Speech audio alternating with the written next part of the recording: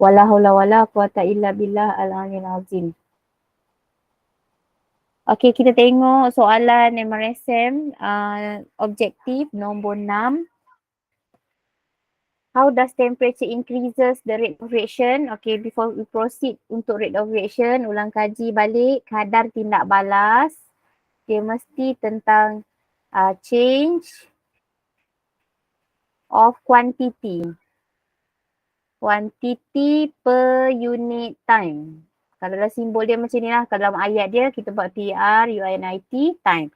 Change of quantity. Quantity siapa? Can be quantity of product ataupun reactant.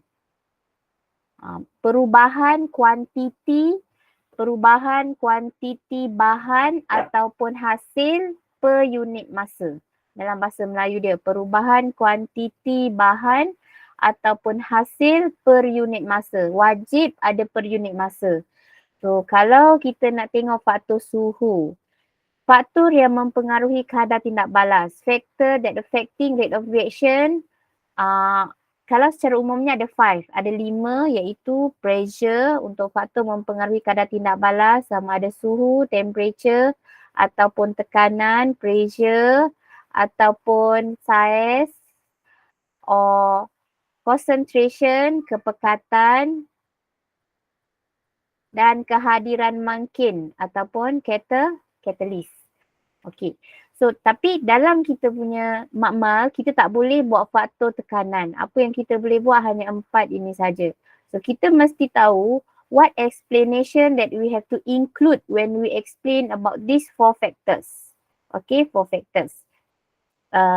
By referring the collision theory, dengan merujuk kepada teori pelanggaran. So, ni ulang kaji sikit. Kita ada 4 faktor yang kita kena pergi lebih dalam. Pertama sekali, size. So, kalau size, kita nak contoh size, smaller size,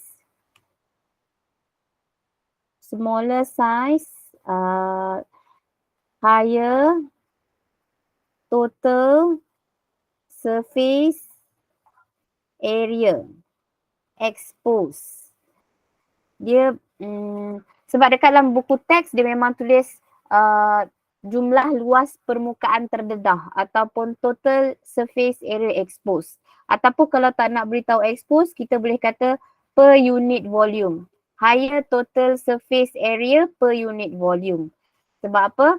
Total surface ni yang kita potong-potong itu adalah yang exposed to the reaction.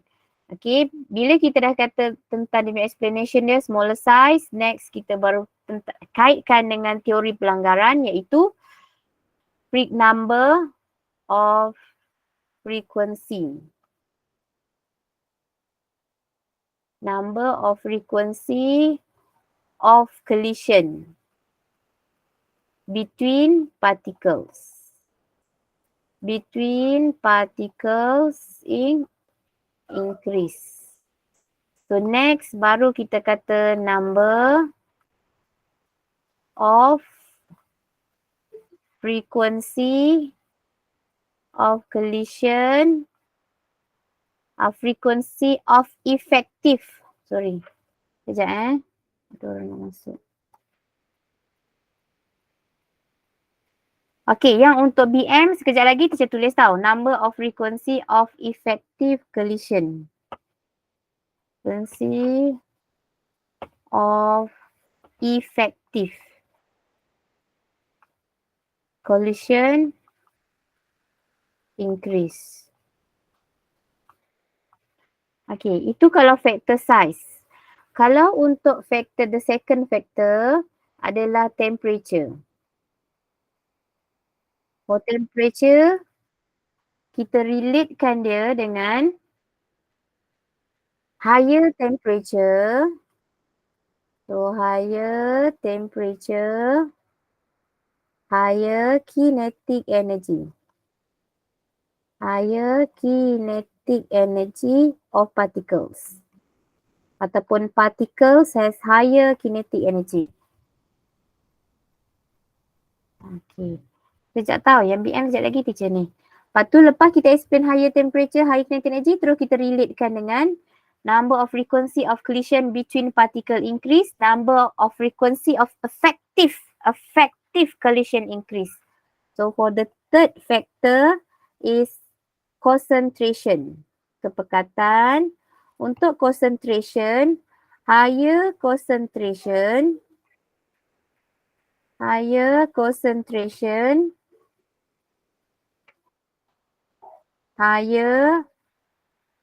number of particles per unit volume. Yang ini PUV. Teacher saya kata PP, number PPUV. Wajib kita, we must include the words particles per unit volume. We cannot say just particles only. Mesti particles per unit volume. Okay. So next, after we explain the higher concentration, higher number of particle per unit volume, then we relate with number of frequency of collision between particle increase, number of frequency of effective collision increase. Means that these three factor yang smaller size, higher temperature, higher concentration, at last it will produce higher rate of reaction. Okay, the fourth factor, untuk factor yang keempat, present of catalyst, kejap lagi teacher buat sebab teacher nak buat yang Malay dulu. So untuk size, semakin kecil size, so jumlah luas permukaan terdedah. Okey. Bertambah. Kita jarang dengar ni, terdedah ni, tapi baru-baru ni kita tengok buku teks dia mention perkataan terdedah. Kita risau kalau tiba-tiba benda ni kita tak boleh nak jangka. Sementara kita tahu, kita mention jumlah luas permukaan terdedah bertambah. So bilangan frekuensi pelanggaran antara zarah bertambah. Okey, yang sini samalah bilangan frekuensi, tapi yang ini bilangan frekuensi berkesan. Kita suka buat short form. Kalau dalam English, number of frequency of collision. Number of frequency of collision between particles increase. Mula-mula FOC dulu, kemudian baru FOEC. Ini untuk English lah, short form dia, nak bagi hint. Sebab wajib perkataan frequency of collision, frequency of effective collision. Kemudian untuk yang bahasa Melayu, bilangan pelanggaran zarah. Kan? Bilangan pelanggaran zarah jadinya BPZ. Kalau kat sini bilangan pelanggaran berkesan BPBZ. Macam itulah. Nak bagi, jangan terceceh satu perkataan pun. Kalau kita tertinggal perkataan berkesan, salah. Kalau kita kata bilangan zarah bertambah, tak ada perkataan pelanggaran pun salah. Okay, so kita nak check betul-betul, hati-hati, jangan miss kita punya point penting. So higher temperature adalah semakin meningkat suhu, semakin tinggi tenaga kinetik zarah. Untuk kepekatan, semakin meningkat kepekatan, semakin bertambah bilangan zarah. Ini bilangan zarah per unit isi padu. Per unit isi padu, iaitu kita kata bilangan zarah PUI. PUI tu apa? Per unit isi padu untuk kepekatan. Sebelum teacher lupa, untuk faktor tekanan juga, iaitu pressure, tekanan. Untuk pressure ataupun tekanan, explanation dia when we want to referring to the collision theory pun sama. Katalah tiba-tiba soalan kebat, dia bubuh gambar periuk tekanan, masak sup dalam periuk tekanan dengan masak biasa. Dia suruh kaitkan dengan collision theory. So penerangan tentang pressure, tekanan adalah sama seperti concentration ataupun kepekatan. Maksudnya contoh, semakin tinggi tekanan, semakin tinggi ataupun semakin bertambah bilangan zarah per unit isi padu. For example, the higher the pressure, the higher the number of particles per unit volume. Sama juga. Okay. So terus sambung dengan FOC dengan FOEC. Okay, setakat ni jelas tak penerangan teacher? Ada apa-apa soalan?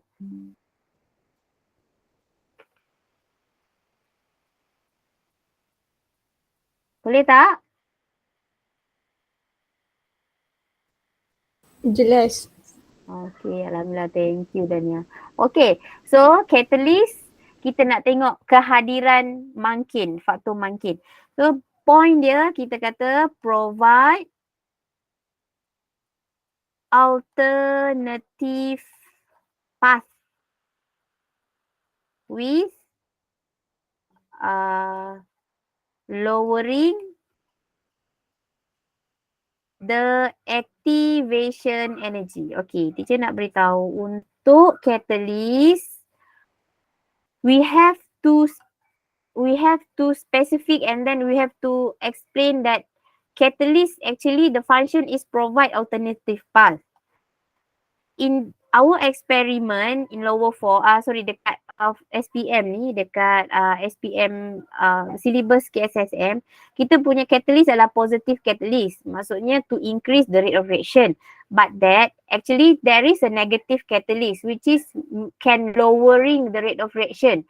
Why we have to lowering the rate of reaction? Because the reaction is too rapid, too vigorous. Dia terlalu reaktif. Jadi kita kena, sebab kalau dia terlalu reaktif boleh meletup, bekas tu boleh pecah dan sebagainya. Jadi kita kena rendahkan kadar tindak balas dia. Sebenarnya catalyst ada dua jenis. Satu catalyst yang positif, satu catalyst yang negatif. So that's why bila kita explain about catalyst, kita kena bagi mukadimah yang ni. We cannot say catalyst can lower the activation energy. No. In our case, yes. Dalam SPM, kita memang pakai catalyst yang lowering the activation energy. But yet, actually, catalyst, the function is to provide alternative path.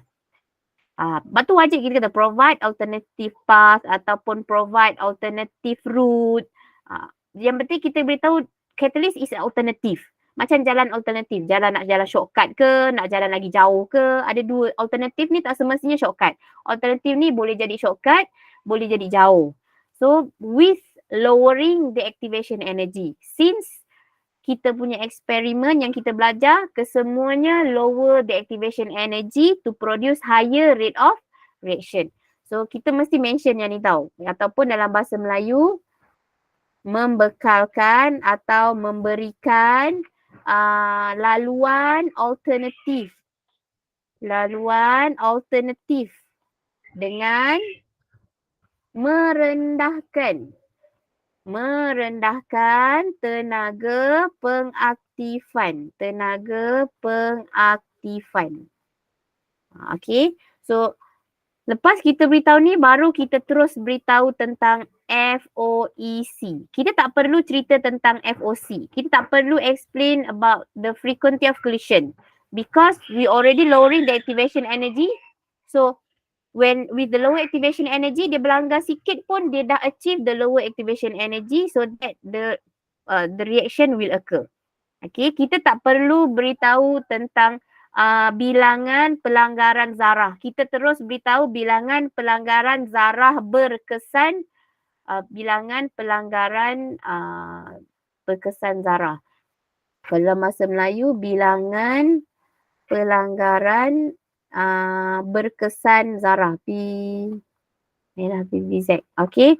So sebab dengan merendahkan tenaga pengaktifan tu, zarah-zarah tu berlanggar sikit je pun dia dah capai tenaga pengaktifan yang rendah tersebut.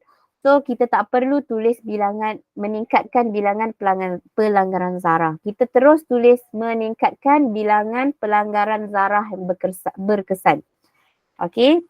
So ini untuk kata-kata kunci faktor-faktor yang mempengaruhi kadar tindak balas. So kita tengok soalan tadi, dia kata suhu. So bila suhu Kalau kita tengok A, dia kata meningkatkan jumlah.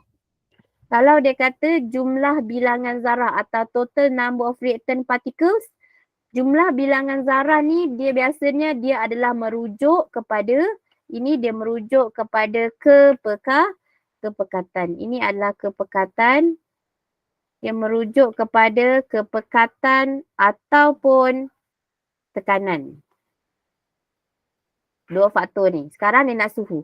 So, B meningkatkan tenaga kinetik zarah-zarah bahan tindak balas. Increase the kinetic energy of reactant particles. So, the answer is B. Kalau kita tengok C ni dia kata increase the activation energy of the reaction.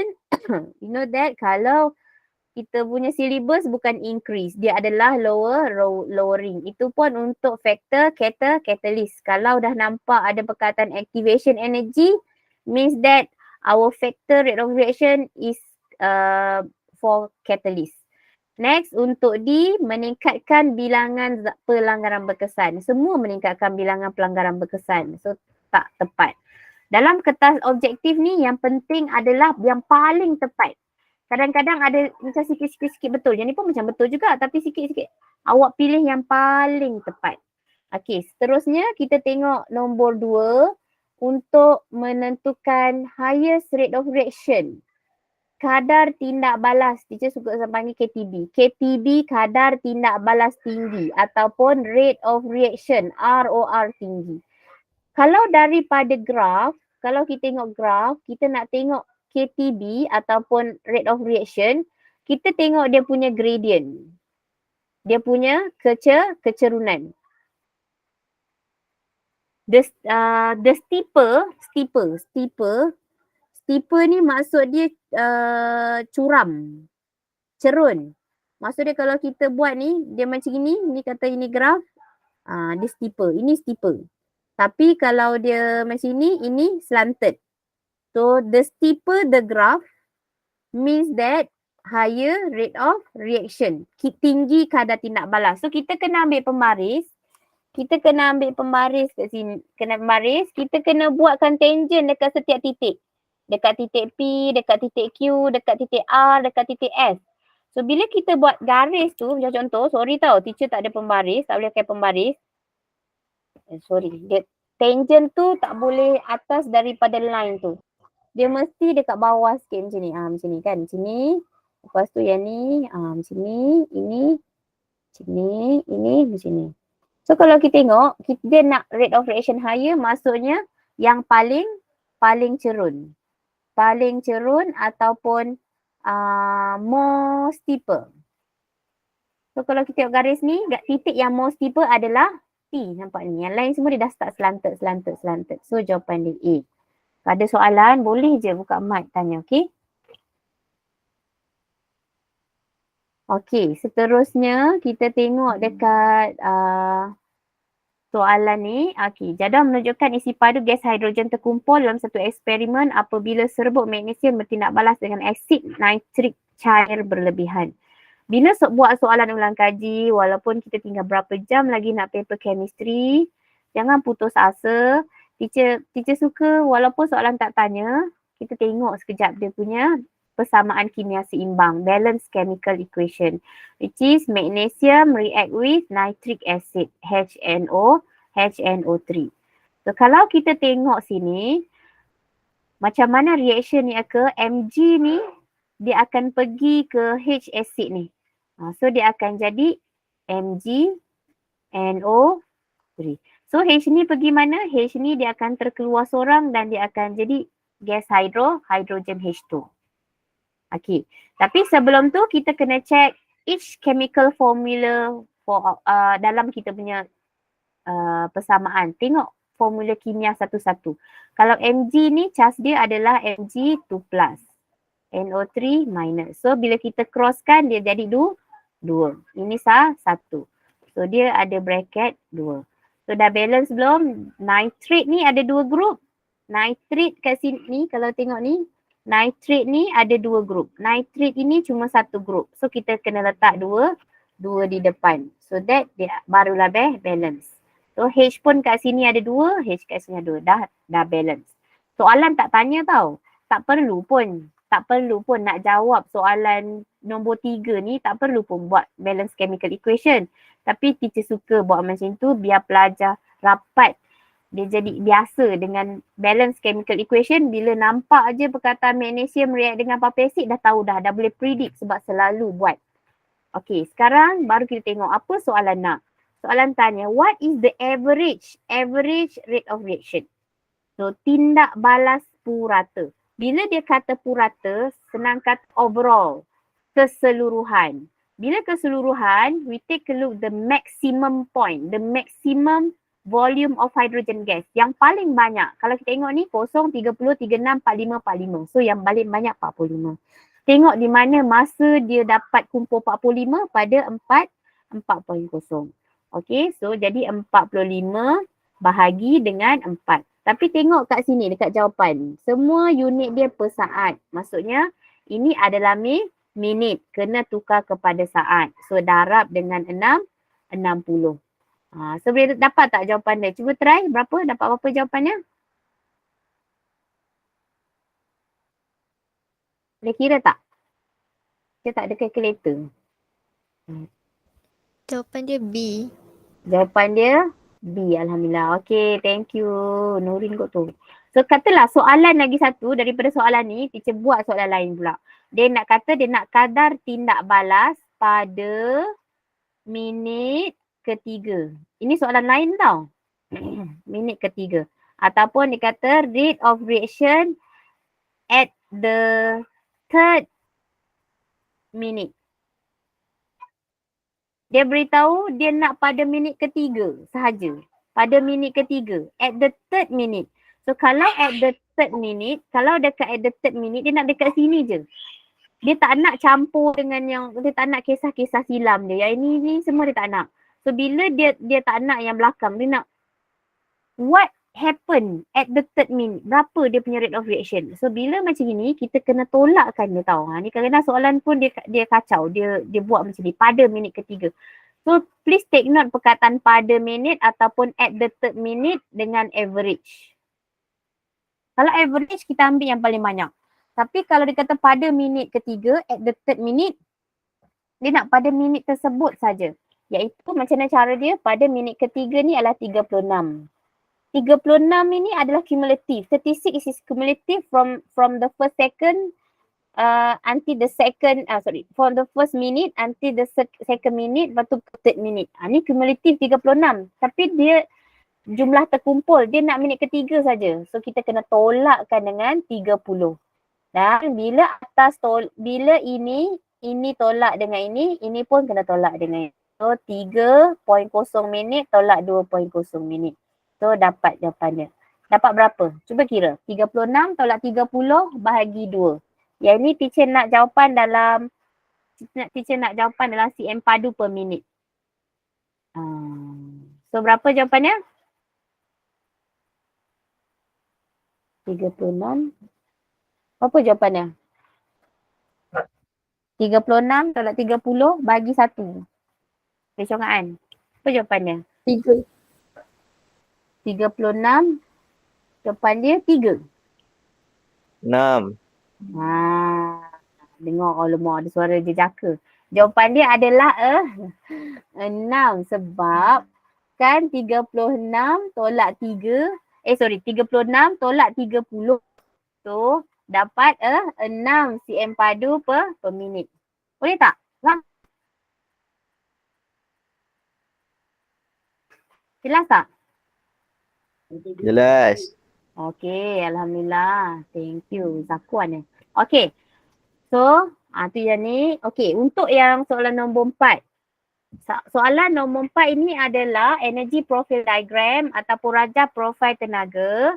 Kalau kita tengok ada kadar tindak balas dengan energy profile diagram, maksudnya ini adalah faktor catalyst. Sebab only catalyst can alter the activation energy. Bila kita tengok rajah profil tenaga, ini berkaitan dengan tenaga pengaktifan. Dalam bab kadar tindak balas yang melibatkan tenaga pengaktifan hanyalah mangkin. So kalau kita tengok lengkung ni, mana tenaga pengaktifan untuk lengkung 2, dia daripada puncak dia ni sampai ke aras level bahan, inilah kita kata tenaga pengaktifan. Untuk tenaga pengaktifan untuk lengkung 2 ataupun tindak balas 2. Okay, activation energy for the curve 2. Untuk yang atas ni, ini adalah activation energy untuk curve 1. So what your opinion? Apa pendapat awak? Yang mana satu ada catalyst? Curve 1 ataupun curve 2? Curve mana yang ada catalyst? Curve 2. Pandai. Alhamdulillah. Dan ya, curve 2 sebab curve 2 ni dia punya tenaga pengaktifan dia lagi rendah. Lower activation energy. So maksudnya kita daripada sini kita tahu rate of reaction for curve 2 is higher than curve 1. Kadar tindak balas lengkung 2 lebih tinggi daripada lengkung 1. Kita tengok kat sini. Satu, tenaga kinetic energy of reactant particles in curve 1 is higher. Kinetic energy. Dalam eksperimen, adakah kinetic energy mempengaruhi tenaga pengaktifan, mempengaruhi activation energy? No. Kinetic energy is about temperature.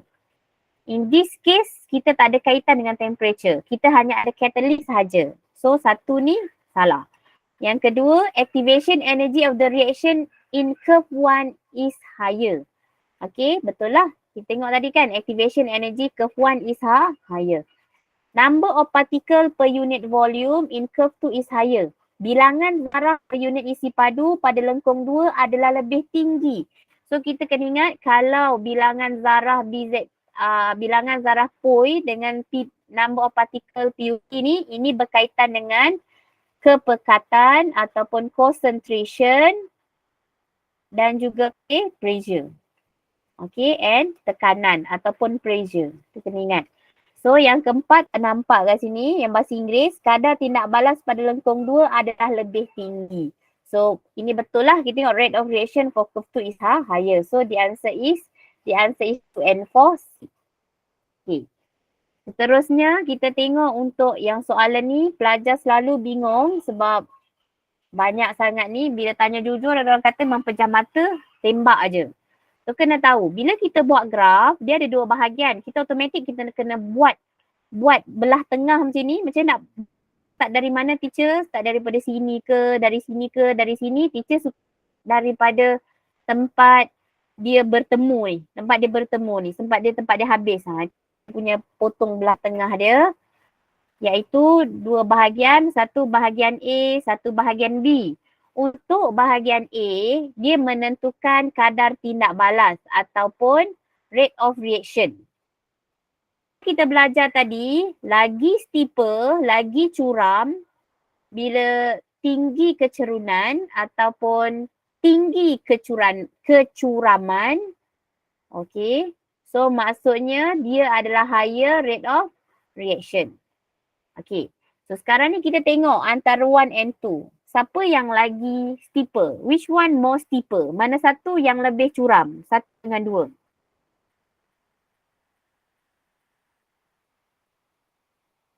Mana satu yang lagi curam? 2. So yang lagi curam adalah 2. So higher rate of reaction is 2. Ni tak apa, kita conteng dulu. Sekejap ni kat sini baru kita kira. Dan sekarang ni kita tengok. Untuk B ni indicate the number of mole. Dia menunjukkan bilangan mole. Macam mana tak nak tahu bilangan mole? Biasanya kita kira berdasarkan kepekatan asid lah. Sebab dalam rate of reaction ni, normally we reactkan any metal or metal oxide or metal carbonate with acid and then releasing gas. The quantity of gas is depends on the number of mole of acid used. Biasanya dalam eksperimen kadar tindak balas, kita memang menggunakan tindak balas logam-logam dengan asid yang akhirnya akan membebaskan gas. Dan gas yang kita peroleh ni, isi padu gas yang kita peroleh adalah bergantung kepada apa bilangan mol asid hidroklorik kita. Kalau bilangan mol asid hidroklorik kita tinggi, maksud dia isi padu gas yang terhasil pun tinggi. Kalau bilangan mol asid hidroklorik kita rendah, so isi padu gas karbon dioksida pun rendah. Sebab awak kena ingat, biasanya normally soalan macam ni dia sketch je. Dia bukannya tanya exactly dengan tepat berapa isi padu dia terhasil. No. Kita hanya perlu anggarkan saja ketinggiannya mana, dia sama ke tak sama. So sebab tu kalau untuk yang ni kita perlu predict saja. Predict daripada kepekatan asid. Daripada bilangan mol asid. Kita nak cari bilangan mol ni, kita ada rumus. Biasanya kita pakai rumus MV bahagi 1000 sebab dia melibatkan asid kan, kepekatan dengan volume. So sekarang kita kira satu-satu. Berapa bilangan mol untuk asid di 1 dan juga di 2 untuk A. So untuk yang satu ni bilangan mol untuk asid dia kalau kita tengok, kita pakai, we are using 100 cm3 of 1.0 mol per dm cube HCl. Tapi dalam waktu yang sama tolong take note tahu dia punya jenis asid. Yang ni pakai HCl, yang ini pun pakai asid hidroklorik. So tak ada masalah. Kita terus straight to the point saja. Kita darabkan MV bahagi 1000. So yang untuk A1, boleh tolong teacher sama-sama kirakan berapa dia punya number of mole untuk A1, A2, B1, B2. Okay, untuk A1 dah ada belum dia punya ni? 0.01. Okay, good. So, number of mole 0.01 mole. Untuk A2?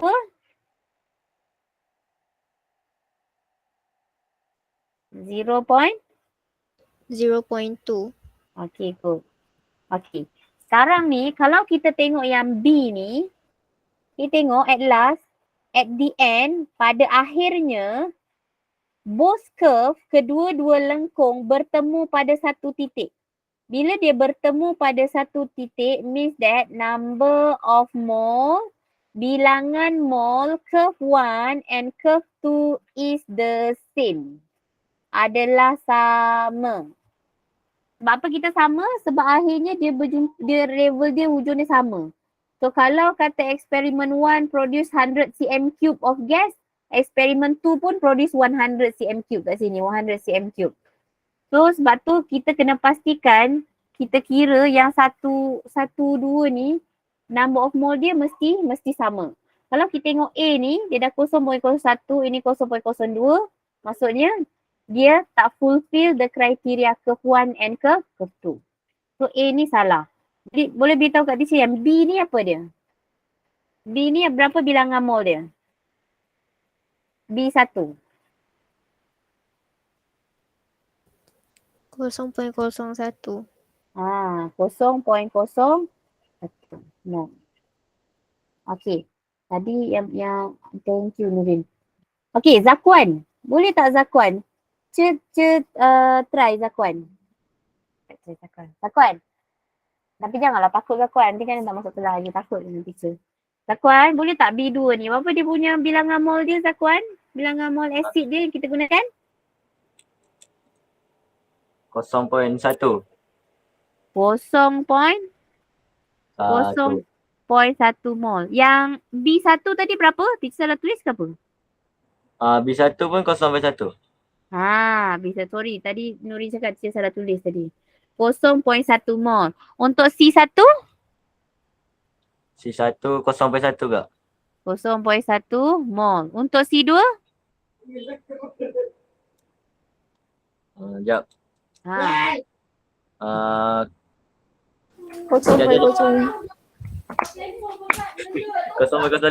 Pandai.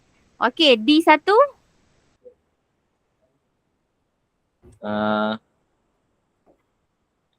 0.1. Okey. D1? 0.1. D1. Oh, okey. Okey.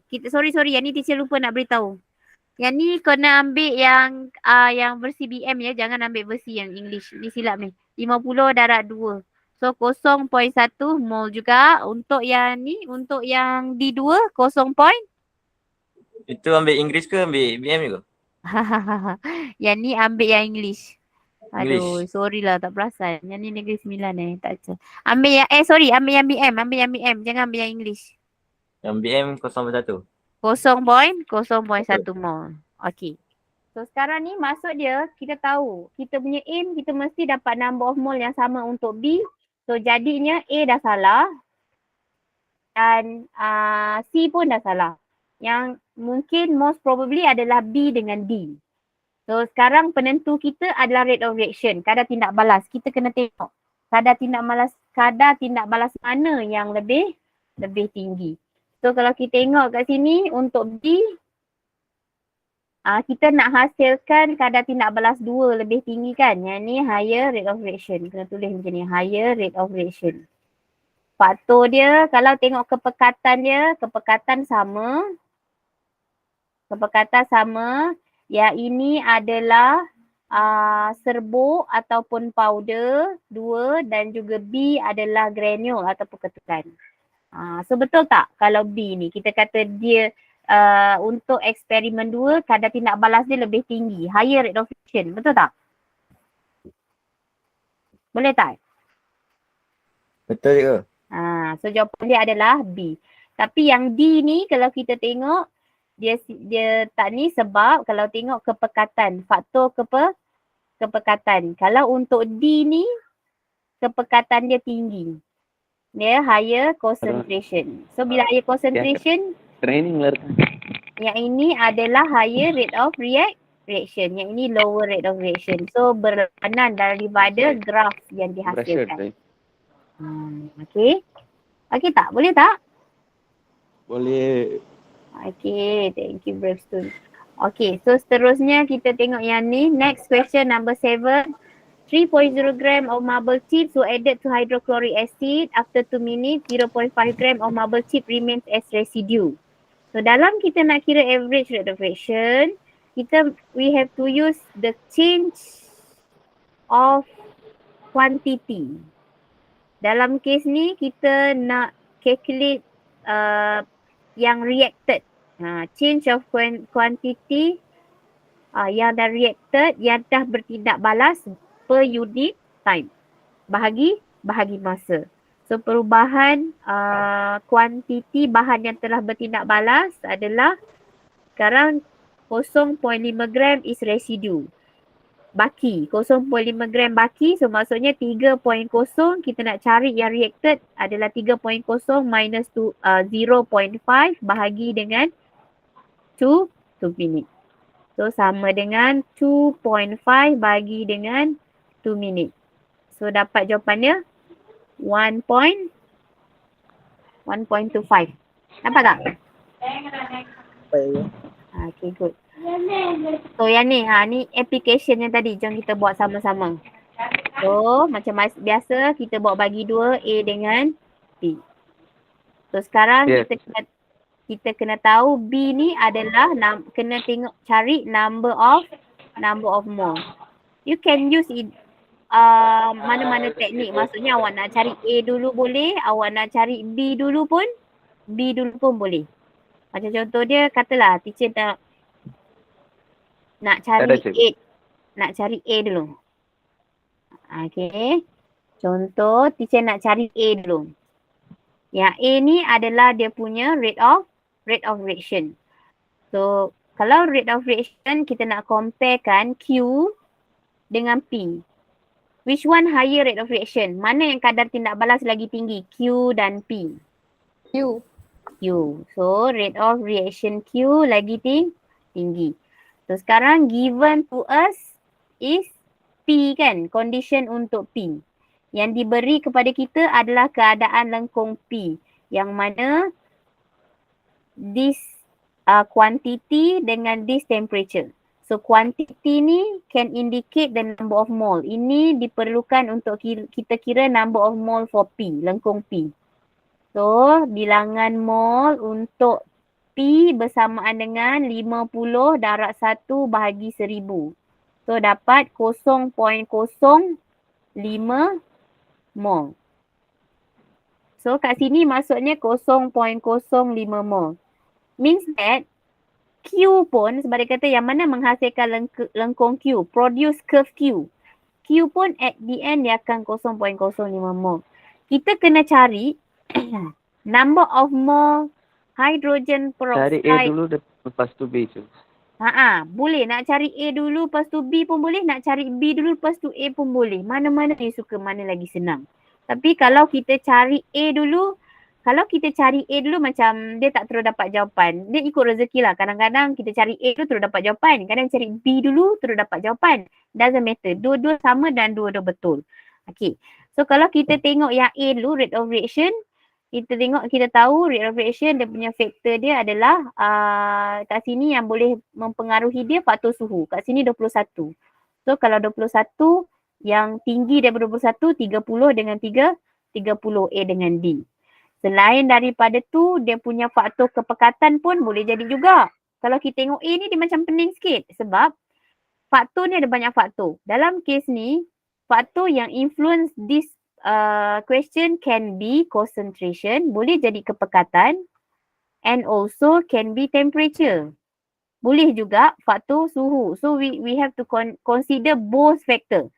Mula-mula tengok suhu, ini yang lebih kadar tindak balas lebih tinggi adalah A dengan D. Kalau tengok concentration, ni concentration untuk P 1.0. Mana yang lebih daripada 1.0 B. Kita pun boleh kata B ni pun higher rate of reaction. Tapi kita kena consider bahagian B juga. The number of mole. So kita kena kira number of mole satu-satu. Sebab tu teacher lebih suka B dulu. Sebab B ni kita tak boleh nak petikaikan dia. Kalau number of mole dia sama, itu memang betul. Tak ada corner lain. So kita tengok apa number of mole untuk A. 25 dalam 0.5 sama dengan berapa? Cuba kita cari satu-satu bilangan mol A, B, C, D. Untuk A berapa number of mole dia. Buat tulis kat sini lah. Dapat 0.0125 je. 0.0125. Untuk B? 0.1.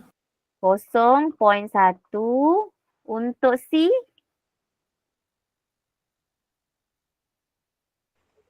0.025. 0.025. Untuk B, untuk D? 0.05. Nampak? Kita punya number of mole kat sini berapa? 0.05. So kat sini pun 0.05. So jawapannya adalah dia pun lebih tinggi kadar tindak balas dia sebab suhu dia lebih tinggi. So jawapan dia adalah D. Ada juga budak cakap waktu teacher ajar ni kan, dia kata, teacher macam ni kalau tak tengok kadar tindak balas, kira number of mole dia dah tahu jawapan dia. Maksudnya kalau kita kira daripada number of mole je, kita kalau untuk case ni lah, kita terus dapat jawapan. Sebab apa? Sebab untuk number of mole A, B, C memang tak menepati kriteria. Memang dia tak sama. Kalau tak sama dia jadi macam mana? Contoh kalau teacher buat yang ni. Teacher nak buat graf A. Contoh graf A kan. Teacher buat ini adalah isi padu. CM padu kan. Ini adalah minit masa. So untuk A ni dia akan jadi dia sama. Untuk A ni dia sama tapi untuk A ni dia sama tapi dia punya lengkung kalau untuk A dia sama tak sama. A ni dia punya number of mole dia 0.0125 kan. Contoh yang ini 0.05. So ini adalah untuk P dan untuk Q dia akan jadi macam ni. Sebab apa? Sebab kat sini number of mole dia P ni 0.05. Untuk Q ni number of mole dia adalah 0.05. 0.125. Dia bawah lagi. Ini 0.05, ini 0.01. Macam tu. Boleh faham tak maksud teacher ni? Boleh. Boleh kan? Okay, Alhamdulillah. So, kita tengok soalan seterusnya. Ini pun sama. Dia nak average rate of reaction. So, bila average, kita cari yang mana paling tinggi. So, paling tinggi, maximum one is 33. Divide with 180. Tak boleh divide dengan masa-masa yang kat belakang ni. Sebab ini semua dah, dia dah completely react. Kita nak at the moment, this maximum volume is achieved, which is 180. So, dapat berapa yang ni? 0.18. 0.18. Alhamdulillah. So, B. Okay.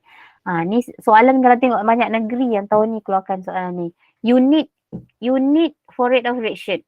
Ingat tadi saya kata dia adalah about change of quantity per unit time, per bahagi masa, per unit time. Change of quantity maksud dia kita kena consider all unit for quantity.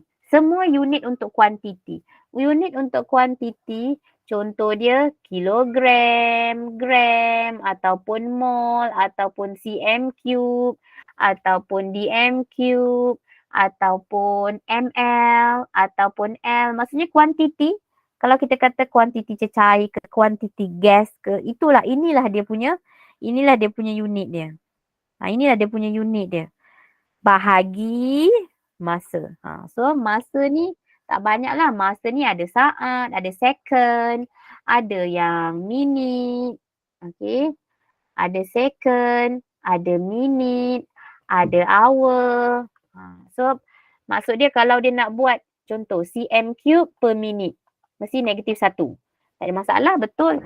Contoh lagi, mililiter per second. Boleh, tak jadi masalah. Liter per hour. Boleh, tak jadi masalah. Janji dia perkan dengan unit untuk time. Unit yang ada untuk masa.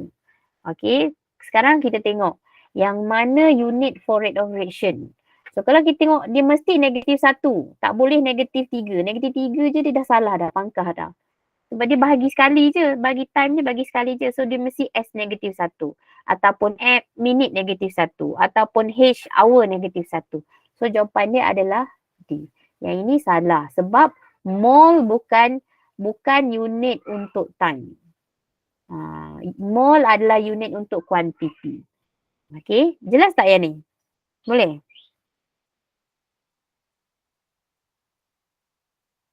Boleh tak? Boleh. Okay, Alhamdulillah. Thank you Ahmad Danish.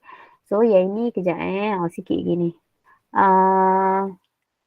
Kalau kita tengok sini, ini adalah graf juga. So bila kita nak sketch graf, sekarang tindak balas antara asid hidroklorik dengan zinc. Saya sukalah buat balance chemical equation. So kita buatlah Zn campur dengan HCl menghasilkan ZnCl2 plus H2. So ini letak 2. Kenapa? Okay, tu sudah balance dah. Biasakan tulis, jangan putus asa. Kalaupun awak rasa awak dah gagal buat persamaan kimia dah tak boleh, akhir-akhir minit, last minit cubalah drill tangan untuk tulis. InsyaAllah satu hari waktu exam nanti awak boleh ingat. Sebab sebenarnya chemical equation yang digunakan tu bukan benda yang sangat berbeza, benda yang diulang-ulang juga. Okay, sekarang kita nak tengok graf dia. So bila kita nak tengok graf, kita kena identify dulu dia punya rate of reaction. Okay, sekarang ni kita buat graf, sketch dulu.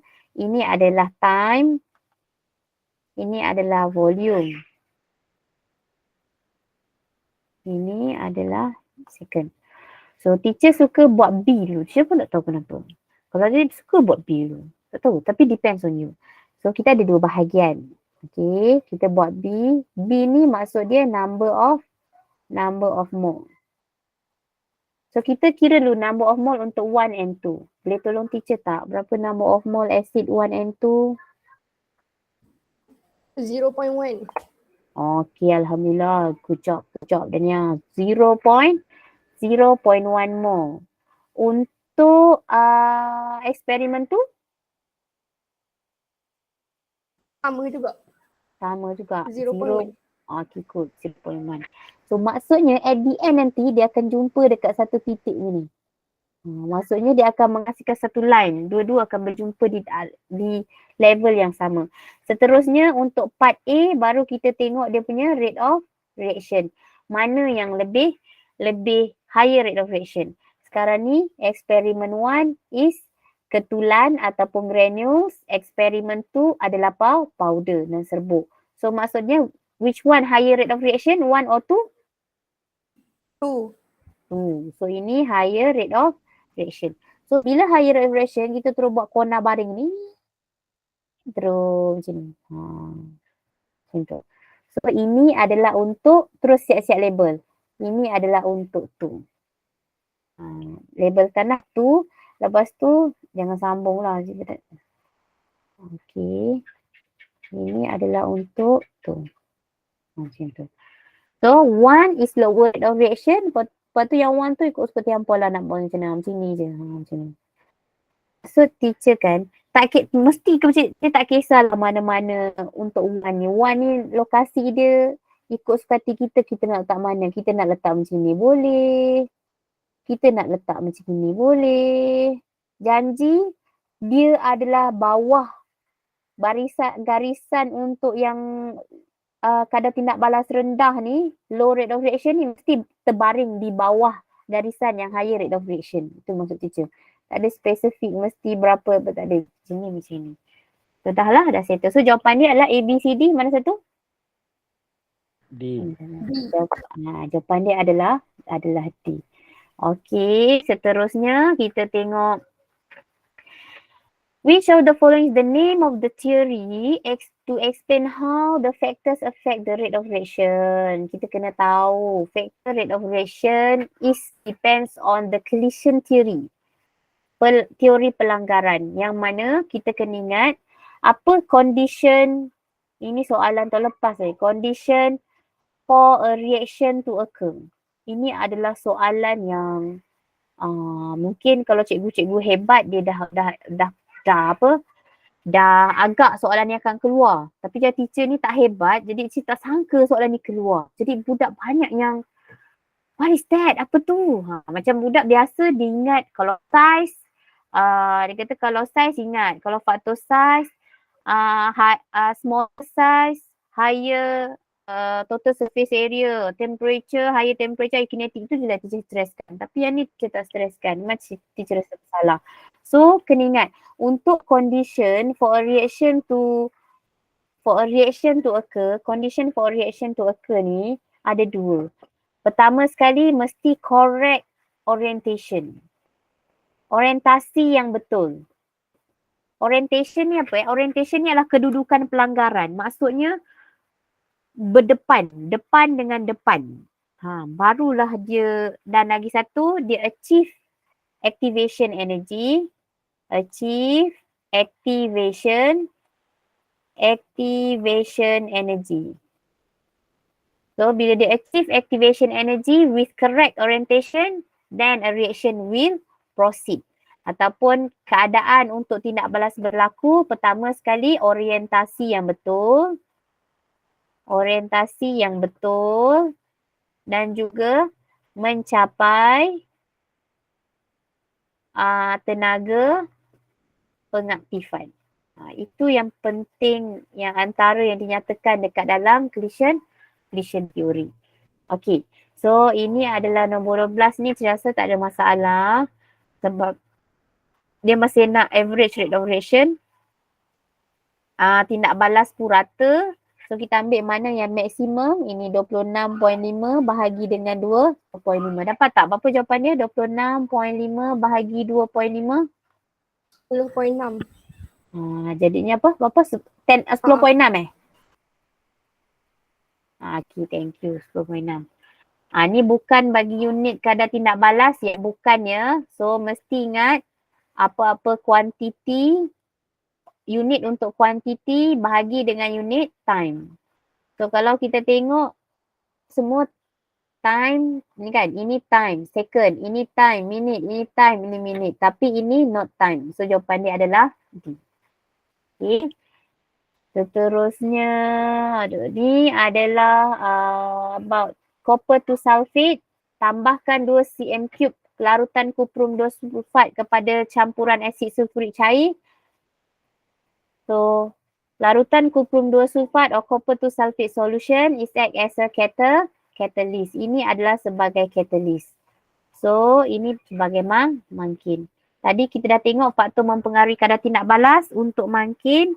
Dia adalah meningkatkan, dia adalah untuk merendahkan, provide alternative path with lower activation energy, membekalkan laluan alternatif dengan merendahkan tenaga pengaktifan. Tapi ini meningkatkan, increase, so salah. Okay, increase the collision frequency, meningkatkan frekuensi pelanggaran. So ini adalah FOC. FOC tak ada dalam catalyst, dalam mangkin. Dalam mangkin kita tak ada frekuensi pelanggaran. Kita hanya ada frekuensi pelanggaran berkesan, FPB saja. Okey. Kalau untuk C, meningkatkan frekuensi pelanggaran berkesan. Baru ada. C betul. Okey, meningkatkan kepekatan, nothing to do with concentration. Sebab ini catalyst. Okey. So, yang ini adalah soalan revision sikit lah, soalan esei sikit. Ini soalan Tangkak, Johor, nombor 10. So, soalan awal-awal esei ni laras dia mudah. So, kena score. Contoh dia, maksud kadar tindak balas, meaning of rate of reaction. So, meaning rate of reaction mesti wajib ada kata change based on this experiment. Daripada eksperimen ini. Bila daripada eksperimen ini, kita kena kata change of what? Dalam eksperimen ni, this 50 cm3 is the volume of gas carbon dioxide. So, kita kena mention. Dalam case ni, kalau awak jawab the change of quantity of product per unit time, tak dapat markah. Mesti kita mention apa quantity yang kita measure during this rate of reaction, which is volume of gas carbon dioxide per unit time. Kita mesti nyatakan perubahan apa? Perubahan isi padu gas karbon dioksida per unit masa. Sebab dalam eksperimen kita ni, kuantiti yang kita ukur ni, 50 cm padu yang kita dapat ni, inilah yang kita ukur. So inilah kita masukkan dekat dalam definisi kita. Perubahan isi padu gas karbon dioksida per unit masa. Kemudian poin yang seterusnya, ini 2 markah. Markah seterusnya dia kata faktor yang affect the rate of reaction. Kita analyse kat sini. So sekarang kat sini kita pakai 5 gram. Ini adalah ketulan ataupun chip. Tapi bawah ni adalah serbuk marble powder. Dah jumpa satu, jangan terus tinggal. Tengok balik yang lain juga. Maybe dia punya concentration. Tapi kalau tengok concentration dia sama. 0.5 dengan 0.5. So means that here factor dia adalah size. Size marmar atau the size of marble. Jangan tulis size. Sekurang-kurangnya tulislah size marmar. Okay, size of marble. Next, soalan yang kedua. Write the chemical equation for set 1. Itu 8 markah tau. Itu kita kena tahu macam mana cara kita nak bahagikan markah. So 8 markah banyak tu. So awak punya, macam kita kata buat apa, kalau dalam BM tu kita buat rangka jawapan. Mesti ada rangka jawapan dia. So chemical equation for set 1. Calculate the average rate of reaction. Average rate of reaction for set 1 and set 2. Lepas tu base your answer, compare the rate of reaction between two set and explain. So mana 8 markah ni datang? Pertama sekali dia kata persamaan kimia bagi set 1. Persamaan kimia 2 markah. Okey. Kemudian hitungkan kadar tindak balas purata bagi set 1 dan set 2. Set 1 1 markah, set 2 1 markah, so 2 markah dan 4 markah. So seterusnya bandingkan kadar tindak balas, compare the rate of reaction and explain. So ini adalah 4 markah. So kat sini dah dapat total dia bersamaan dengan 8 markah. So kalau tengok ni, ini 2 markah, balance chemical equation involved. Kemudian average rate of reaction. Tengok set 1 dan set 2. Setiap satu tu 1 markah, 1 markah, 4 markah. Okey, untuk 4 markah yang seterusnya, macam tadi, kadar tindak balas dia nak suruh compare. So compare siap-siap, dia suruh compare kan. So compare siap-siap, kadar tindak balas set 2 lebih tinggi daripada set 1.